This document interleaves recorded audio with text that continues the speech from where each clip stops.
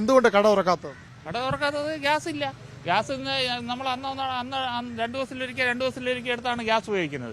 Gas വരുന്നില്ല. Gas കൊണ്ടുവരുന്ന ആളിനെ വിളിക്കുമ്പോൾ പറയാണ് കമ്പനി പൂട്ടി, ഇനി ഒരു അറിയിപ്പ് ഉണ്ടായിരുന്നാലേ വരുള്ളൂ, ഇന്നലെ വിളിക്കുന്നത് ഇന്ന് വിളിക്കുന്നത് എന്നാൽ ചില കടകളെല്ലാം തുറക്കുന്നുണ്ട്. പിന്നെ അതേപോലെ നമുക്ക് പാല് കച്ചവടം കൂടി ഉള്ളതുകൊണ്ട് പാല് കൊണ്ടുപോകുന്ന കടകളെല്ലാം ഓരോന്നോരോന്നായിട്ട് പൂട്ടിക്കൊണ്ടിരിക്കുന്നത്. വൻകട ഹോട്ടൽ മുതൽ താഴോട്ടുള്ള ചെറുകിട ഹോട്ടൽ വരെ പൂട്ടിക്കൊണ്ടിരിക്കുന്നത്. കാരണം പാല്, തൈര് ഇതെല്ലാം കൊണ്ടുവരുന്ന ഉൽപ്പന്നങ്ങളെല്ലാം പിന്നെ തിരിച്ചെടുത്തോണ്ടിരിക്കുന്നത്. അങ്ങനെ വളരെ പ്രതിസന്ധിയിലാണ്.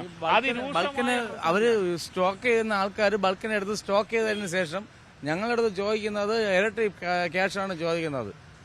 ഇപ്പം 116 രൂപ എന്തോ കൂട്ടിയെന്ന് പറയുന്നു.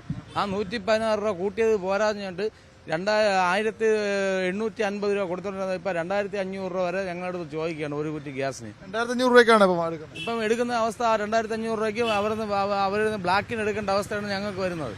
ആ 2500 രൂപ ഒരു ദിവസം കൊണ്ട് 2 ദിവസം കൊണ്ട് ഞങ്ങളെ തീർന്നു കഴിഞ്ഞാൽ ഞങ്ങൾ എന്ത് ചെയ്യും?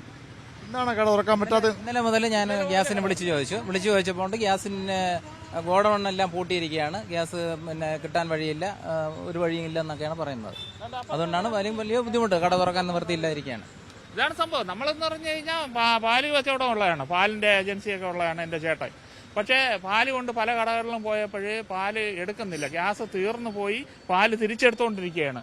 അപ്പം പാല് ബുക്കിംഗ് തന്നെ കുറയ്ക്കുകയാണ്. അപ്പൊ സർക്കാർ ഇതിൽ ശക്തമായ രീതിയിൽ ഇടപെട്ട് യുദ്ധകാലാടിസ്ഥാനത്തിൽ ഒരു തീരുമാനം എടുത്താലേ പറ്റുള്ളൂ. കാരണം എന്ന് പറഞ്ഞു കഴിഞ്ഞാൽ ഗ്യാസ്, പത്രം, വെള്ളം, പാല് ഇതൊക്കെ അത്യാവശ്യ സർവീസിലുള്ളതാണ്.